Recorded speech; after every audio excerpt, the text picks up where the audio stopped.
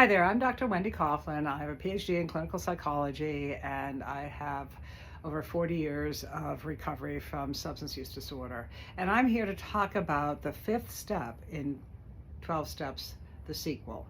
What's the sequel, you say? Well, you might want to listen to the intro and the first four steps. But if you're just tuning in, you want to hear about step five, here's how I've re-envisioned step five. For those of you who have finished the original 12 steps and you've really solidified your recovery from an addictive disorder, whether it's a substance use disorder or a behavioral disorder, really makes no distinction. Because now you're ready. You're ready to launch. And you're ready to admit to God, to yourself, and another human being the exact nature of your potential now that you're in recovery. What is she talking? The exact nature of your potential. Well, you've already fulfilled a lot of potential. You've gotten into recovery. Yay! So you know you can make major changes, right? If you're one of those few people, and I happen to be one of them, who selected a career and sort of formulated a life goal before you got into recovery, great.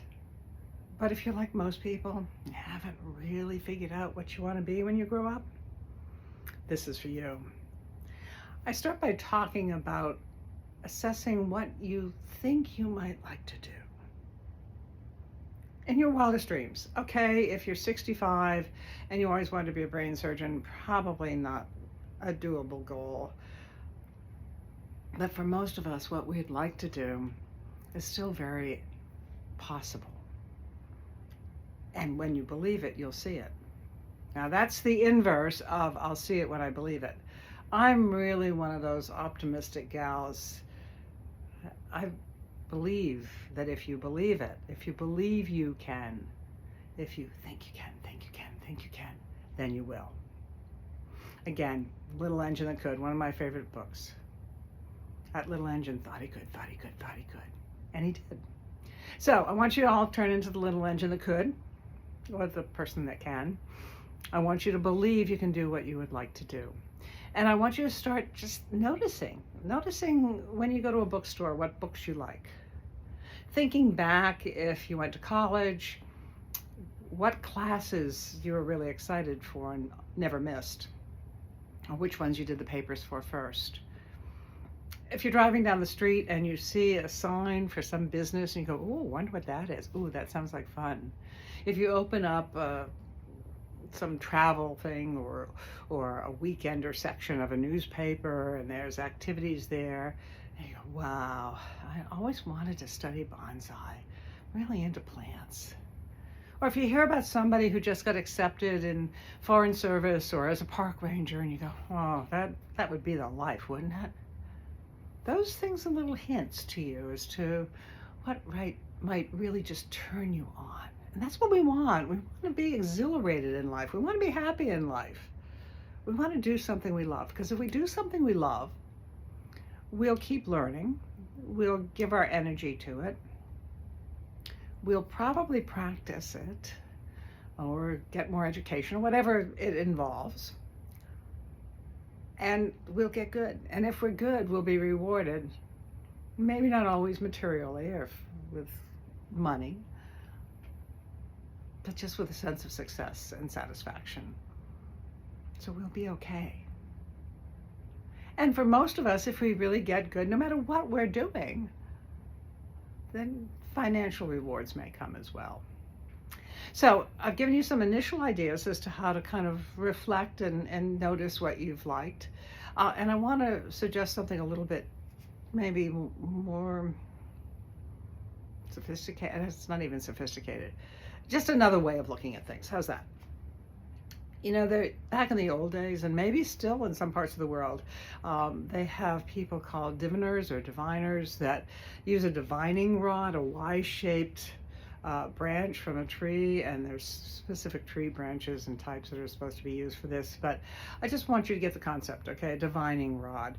And those diviners, the people who divined where something was, typically water, sometimes precious metals, they would take the two ends, the Y at the top of the Y of that rod, and they would go along the dirt very slowly.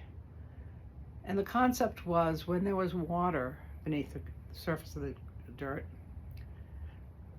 there would be a twitch in that stick or that rod.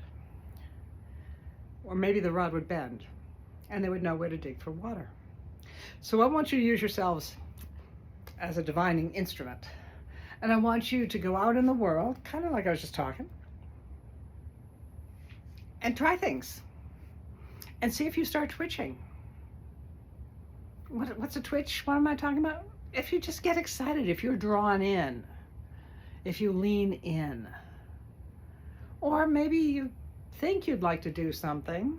I had a client just recently who was absolutely committed to the medical field, and she got fairly far along in her training, and then she realized that it was a little bit too arduous for her physically. Even though she was a young woman, she had some issues that created some difficulties for her.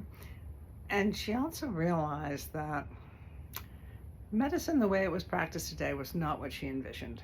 And so she's taken a break and she's going back out in the world to see what she likes. So sometimes that divining process divines us to a dead end. And if we get there and there's an abrupt halt and we go, don't want to do that, you just go back out around, try to find something else.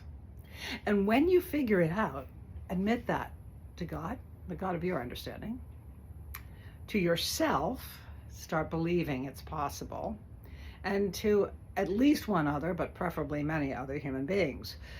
Because if other people know what you're intending to do, they're going to check in on you. They're going to find out how you're doing, if you pursued that course, how it went for you. And if it didn't go well, you can simply say, well, I decided to go in another direction. But you have some accountability and you've put that energy out there in the world. Truth be told, had I not told other people that I was going to write this book and share with others how I was able to extend my recovery and return to a professional realm and do some of the things that I've done, I don't think the book would have ever gotten written. But everybody kept asking me about it. And eventually they offered to help, they offered to edit, they offered to try it out. And here we are. And now, about 2 years after I told people I could do podcasts and I would do podcasts, here I am. So admit to God, to yourself, another human being, the exact nature of your potential as a recovering human being.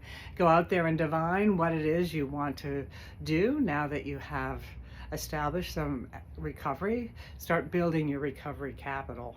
And along the way, don't forget Kismet. Keep it simple and make it fun. Thanks for listening.